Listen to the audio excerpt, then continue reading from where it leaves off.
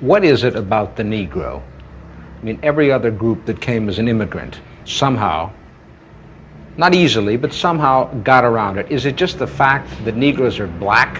White America must see that no other ethnic group has been a slave on American soil. That is one thing that other immigrant groups haven't had to face.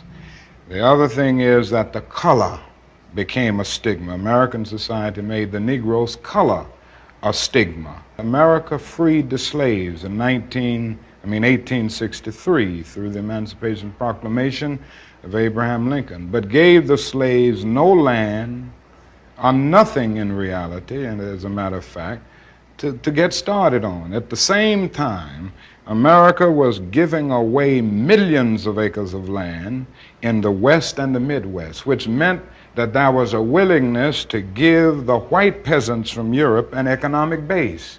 And yet it refused to give its black peasants from Africa, who came here involuntarily in chains and had worked free for 244 years, any kind of economic base. And so emancipation for the Negro was really freedom to hunger. It was freedom to the winds and rains of heaven. It was freedom without food to eat or land to cultivate, and therefore it was freedom and famine at the same time.